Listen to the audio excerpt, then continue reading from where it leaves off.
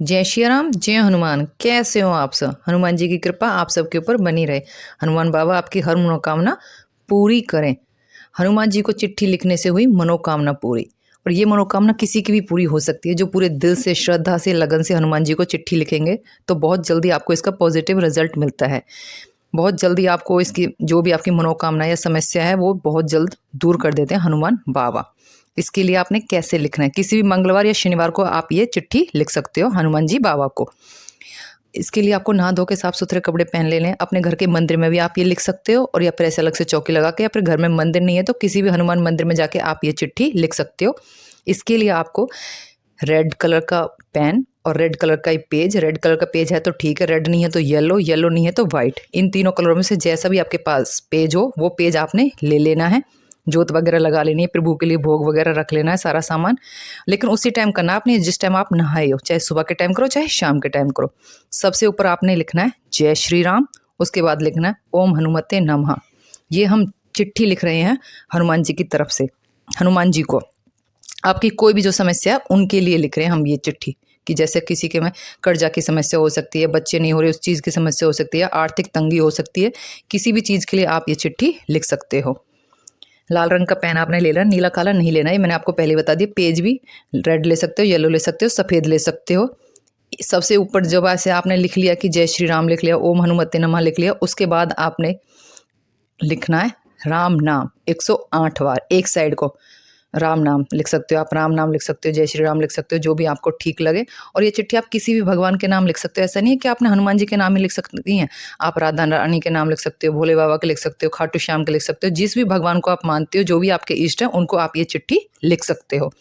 मैंने आपको बता दिया, एक साइड आपने 108 बार राम नाम लिखना है, दूसरी साइड भी सेम ऐसे लिख के जय श्री राम ओम हनुमते नमः लिख के फिर आपने चिट्ठी लिखनी है। जो भी आपकी समस्या है वो आपने उसमें लिखना है। सबसे पहले लिखना है एक चिट्ठी राम जी की हनुमान जी के नाम। ये लिख के आपकी जो भी समस्या है उसको आपने लिखना शुरू कर देना है, ऐसे बोल के हुए मेरे प्यारे प्रभु।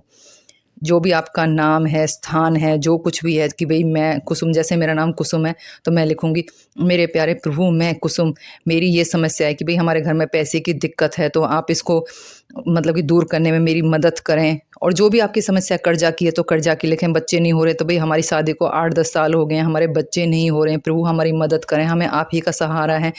हमारे इस समाज में लोग बातें बनाते हैं तो हम इस चीज़ से बहुत ज़्यादा परेशान हो गए हैं। आपको किसी न किसी प्रकार से हमारी मनोकामना को पूरी करें, अपनी कृपा दृष्टि रखें।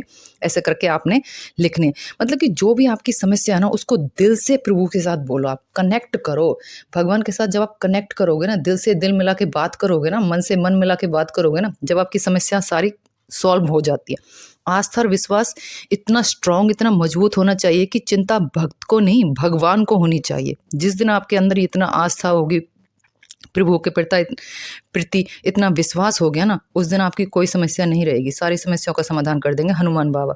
उन्होंने प्रभु श्री राम के इतने बड़े बड़े कार्य किए हैं, तो हमारी तो ये छोटी मोटी सी बातें होती हैं, इनको तो वो मिनटों में कर देते हैं।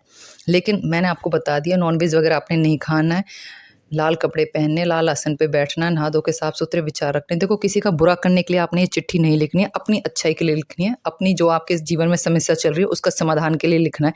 छोटी छोटी बातों के लिए चिट्ठी नहीं लिखते हैं।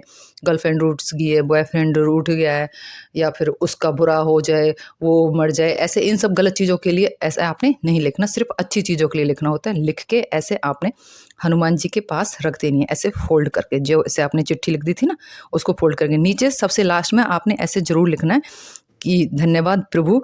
ऐसे लिख के आपने जब चिट्ठी मतलब कि लिख दी थी, जैसे आपकी जो समस्या समाधान है वो सारा आपने लिख दिया, पूरा बता दिया डिटेल में, पूरा पेज भर सकते हो आप, है ना। लास्ट में लिखना है हम आपके सदा आभारी रहेंगे, धन्यवाद प्रभु। अपना नाम और स्थान लिख दें और डेट भी डाल दें, और ऐसे फोल्ड करके हनुमान जी के पास आप रख दें। इसको लेटर उसके अंदर ही रखना है, जो लिफाफा होता है ना, जैसे हमारा लेटर आता है उस लिफाफे के अंदर ही करके आप इसको हनुमान जी के पास रखें। आप हनुमान जी के पास भी रख सकते हो। अगर जी आपको ये है कि भाई हमारी चिट्ठी को कोई और बंदा पढ़ लेगा, या घर में कोई और है भाई फैमिली मेम्बर, वो पढ़ लेंगे, आपको उनको नहीं दिखाना, तो आप इसको अपने पर्स में भी रख सकते हो। पर्स में साफ सुथरी जगह पे इसको रख लें, और आपकी मनोकामना 1 दिन में 2 दिन में पूरी हो जाएगी। जैसे ही आपकी मनोकामना पूरी हो जाती है, आपने इस चिट्ठी को किसी भी पीपल के पेड़ के नीचे रख के आ सकते हो आप, या फिर बहते जल में प्रवाहित कर सकते हो आप इस चिट्ठी को अपनी को। ऐसे आपने इसको कर लेना है जब आपकी मनोकामना पूरी हो जाए। उसके बाद जब आपने चिट्ठी लिख ली है ना, सबसे पहले आपको पढ़नी है राम स्तुति, क्योंकि राम नाम तो हमने लिख लिया, 108 बारी हमने राम नाम लिख लिया है। फिर आपको पढ़नी है राम स्तुति, एक बारी प्रभु श्री राम जी की जो आरती होती है वो पढ़नी है आपने। उसके बाद 100 बारी आपने हनुमान चालीसा का पाठ करना, 100 बारी हनुमान चालीसा का पाठ करना आपने, क्योंकि आपने प्रभु श्री राम को, हनुमान जी महाराज को चिट्ठी लिखी है, तो ये बहुत ज़रूरी हो जाता है। 100 बारी आपने पाठ करना है और लास्ट में हनुमान जी की आरती करनी है। ये बस 3 चीज़ें करनी है आपने। सारा कुछ मैंने आपको बता दिया, कुछ समझ में नहीं आया आप कमेंट करके पूछ लेना। लेकिन 100 बारी पाठ करना इतना आसान काम नहीं होता, इसमें 3.5 से 4 घंटा लगता है। तो आप अपना टाइम देख के सुबह या शाम जौन से टाइम पे भी आप कर सकते हो उसी टाइम पे आप करें। और चिट्ठी जिस टाइम पे लिखी उसी टाइम आपको पाठ करना पड़ेगा। जब एक बार आप पूजा में बैठ जाओगे आपको उठना नहीं है। जो जगह लेनी है, 1 लोटा जल रख लेना, प्रसाद रख लेना, सिंदूर वगैरह भगवान को लगा देना, चौकी ऐसे सजा लेनी है। घर के मंदिर में भी कर सकते हो, जोत कोई भी लगा सकते हो आप, तिल के तेल की, सरसों के तेल की, घी की, जो चीज़ आपके पास है।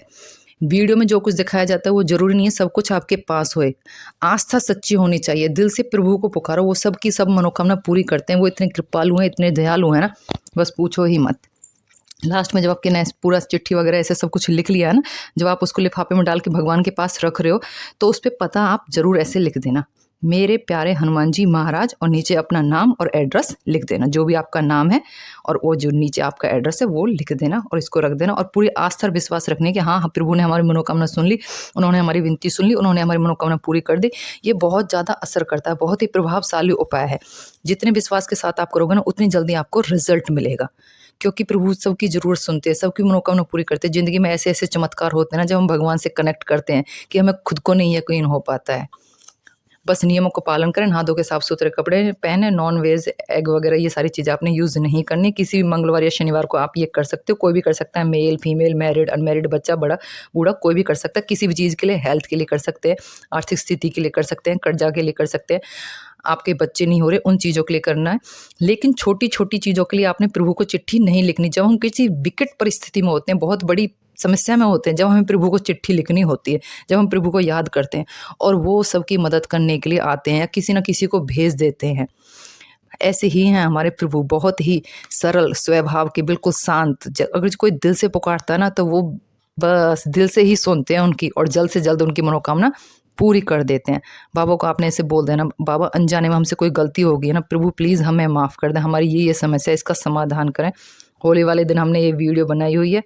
पूजे इतना होली खेला है, देखो पीछे आराम से पड़ा हुआ है सोफ़ा पे बेहोश होके इतनी मुश्किल से इसको उठाया है, देखो देखो लेटा पड़ा हुआ है। हेलो बोल रहा है कि हेलो, मैंने बोला जय श्री राम बोल दो, राधे राधे बोल दो। इतना आलस छाया हुआ है इसको होली के बाद बस बुरा ही हाल हो जाता है। जैसे जैसे मैंने आपको बताया है, आप अपना चिट्ठी लिखें और आपकी जो मनोकामना है वो बहुत जल्द से जल्द पूरी हो जाएगी। क्योंकि जब हम दिल से विश्वास से कोई भी कार्य करते हैं ना, भगवान हमारा साथ देते हैं, ज़रूर देते हैं। और कमेंट्स में जय श्री राम ज़रूर लिखें।